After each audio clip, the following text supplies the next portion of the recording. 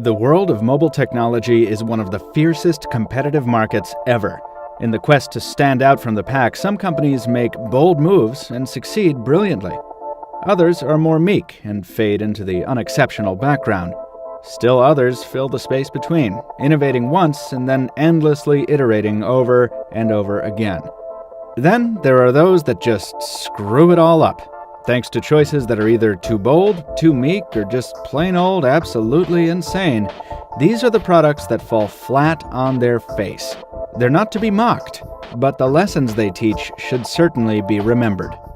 And that's what we're here for. I'm Michael Fisher, this is Pocket Now, and this is episode 2 of Worst Gadgets Ever, featuring the Microsoft Kin.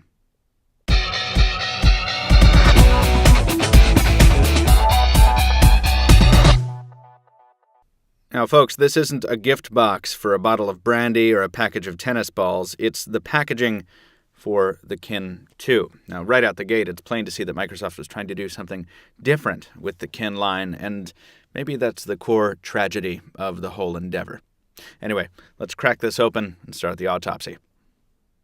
For a new buyer, during the short amount of time the Kin was on sale, opening the lid revealed an inner capsule much like an eyeglass case, showcasing the device itself, alongside the usual product literature stamped with the ambitious statement, "This changes things." Between the packaging and the messaging of the Kin brand, it's plain that Microsoft and Sharp were at one point really invested in shaking up the market. Let's take a look at the device. The Kin 2 bore the same rounded contours as its Kin 1 predecessor, but it threw out the rounded square form factor in favor of a more conventional, rectangular, side-sliding QWERTY. It didn't look too bad from the top, but from the side, the almost 16mm thick device bore a close resemblance to a soap dish. It featured some cool touches, like the engraved moire pattern on the camera key and the transparent rim around the phone's top half, but overall, the hardware was hugely unimpressive.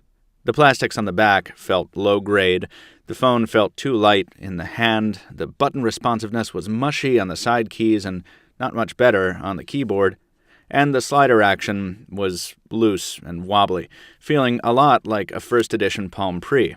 Our unit even replicates a problem that plagued some early Palm Pres. Sliding it open too aggressively causes it to power off. From these failings to the hardware specs, a 320 by 480 display and a 600 MHz processor with only 8 gigs of onboard storage, it was clear that the Kin wasn't going to be a superstar. But it was aimed not at a power user, but at a very particular kind of customer.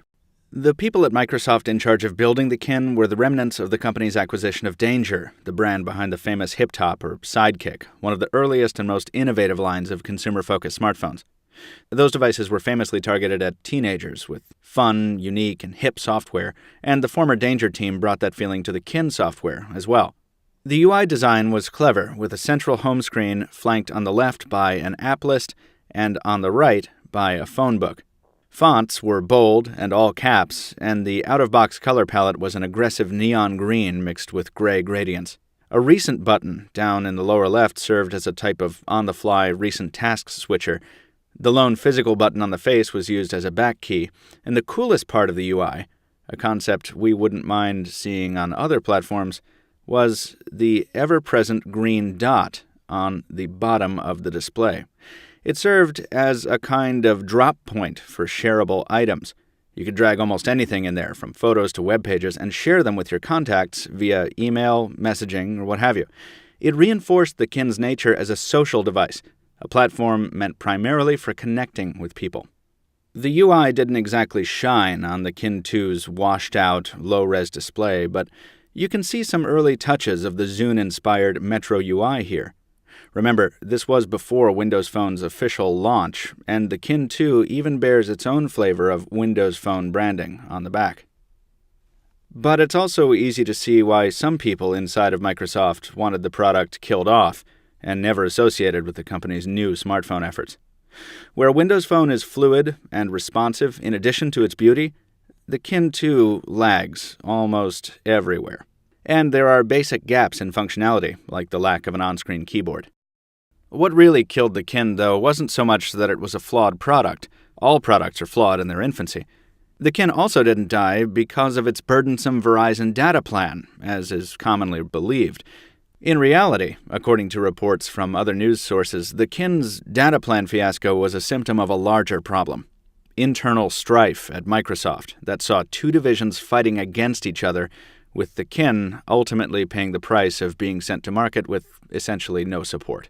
The kin could have been a great product. Some ideas here, like the omnipresent share functionality, Kin Studio, and the emphasis on placing people first, are worthwhile and compelling.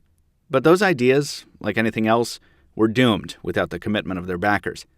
The Kin 1 and 2 are the adopted orphan children of an indecisive parent, and the Kin 2 certainly looks, feels, and acts the part.